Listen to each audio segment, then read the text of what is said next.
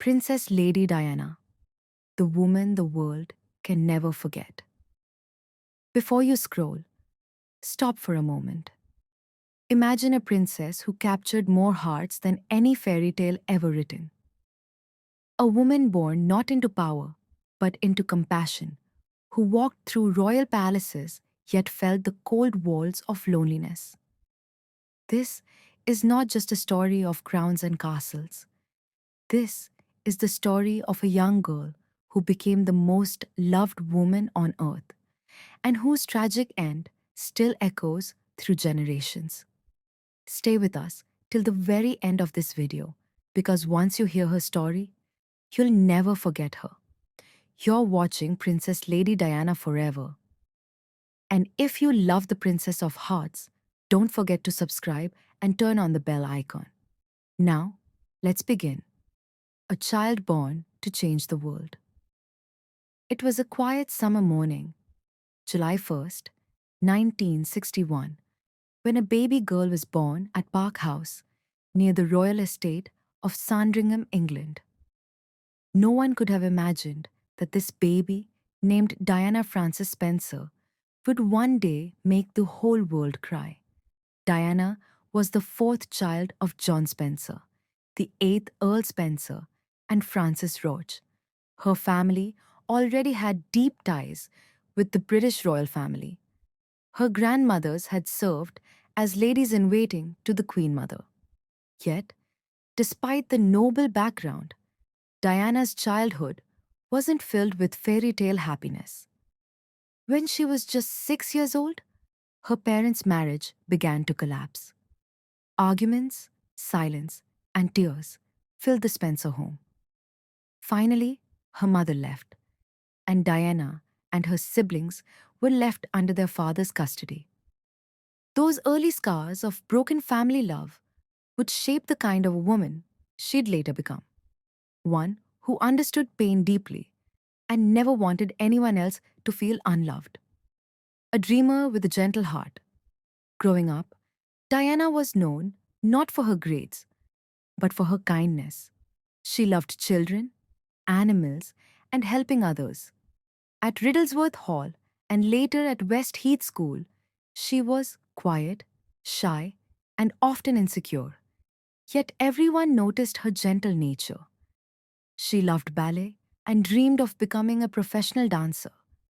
Teachers remembered her as a girl who always offered comfort to those crying in corners or struggling with studies. Little did they know, the same girl would one day comfort entire nations. When Diana was a teenager, her father inherited the title of Earl Spencer, and the family moved to the Grand Althorp estate. But Diana remained simple and down to earth. She worked as a nanny, dance instructor, and kindergarten assistant, living a modest life in London with her roommates. She wasn't chasing fame or fortune. Her only dream was to live a meaningful life, a wish that destiny was about to grant, but not in the way she imagined. The fateful meeting. It was during this time that she occasionally met Prince Charles, the heir to the British throne.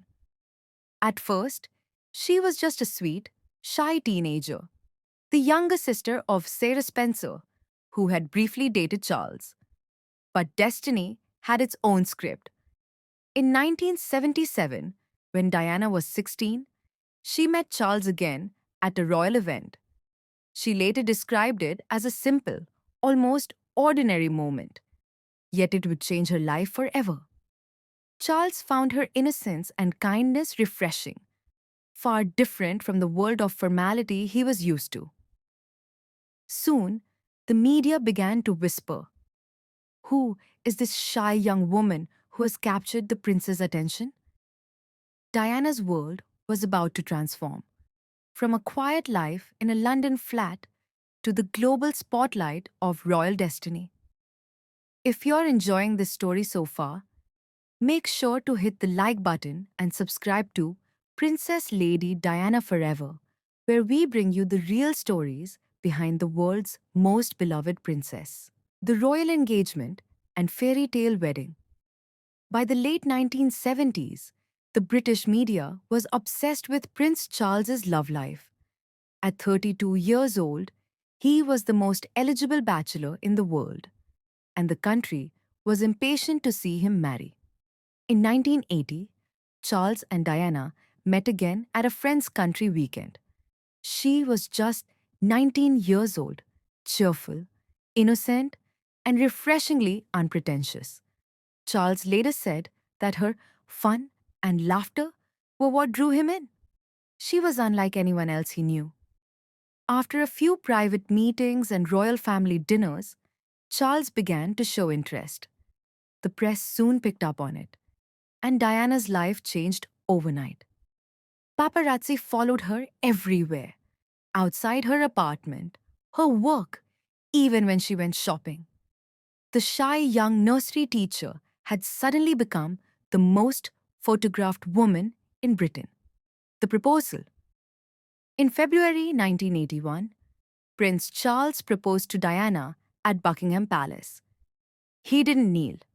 There were no roses, no candlelight.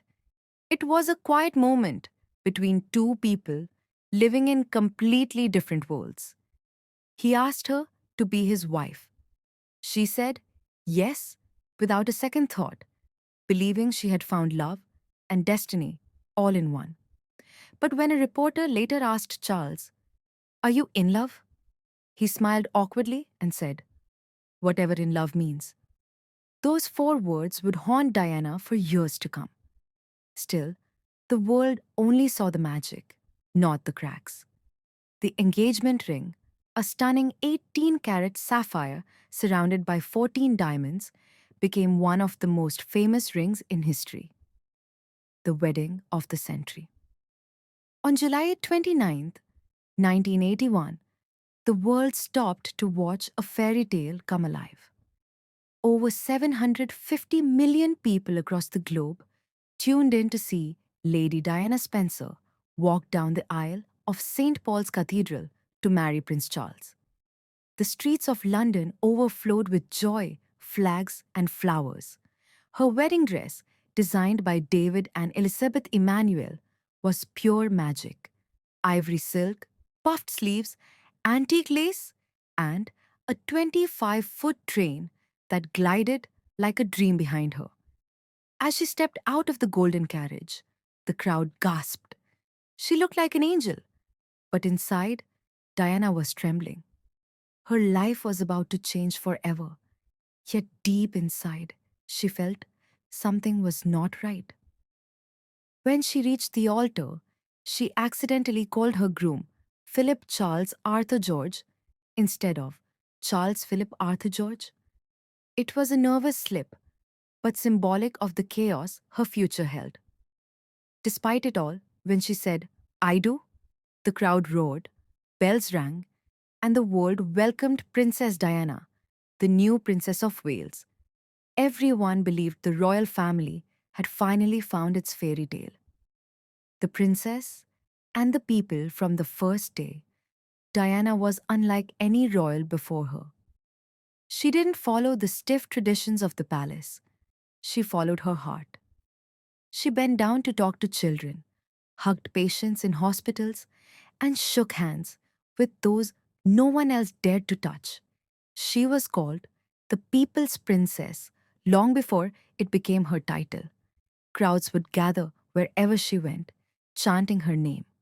Her warmth, her smile, and her vulnerability made people feel connected to her, as if she was one of them. But inside the palace walls, things were far from perfect. She was adjusting to royal duties, learning protocols, attending endless formal events, and living under constant media pressure. She was only 20 years old, newly married, and already carrying the weight of the monarchy on her shoulders. Shadows behind the smile. As months passed, the fairy tale began to fade. Diana noticed that her husband's heart seemed divided. He was often distant, distracted, and sometimes cold. She soon discovered that he was still emotionally attached to Camilla Parker Bowles, a woman he had loved long before Diana. It was a devastating realization. The marriage that the world believed to be a dream was, behind closed doors, full of pain and silence. Diana's insecurities deepened. She suffered from bulimia, a secret battle she would later speak about openly. She felt trapped, isolated, and misunderstood. I was crying out for help, she once said, but no one listened. Still, she continued to play her royal role with grace. To the world, she was the perfect princess, beautiful, elegant, and compassionate. But behind that dazzling smile was a woman breaking silently. A mother's love. When Diana gave birth to Prince William in 1982, she found new purpose. Becoming a mother brought her joy like nothing else ever had. She poured all her love into her sons, William and later Prince Harry, born in 1984. She wanted them to grow up as normal children, not as distant royals. She took them to theme parks, McDonald's, and even school drop offs, things no royal mother had ever done before. She once said, I want them to understand people's emotions, their insecurities, people's distress, and their hopes and dreams. Her sons became her world and her strongest reason to keep going.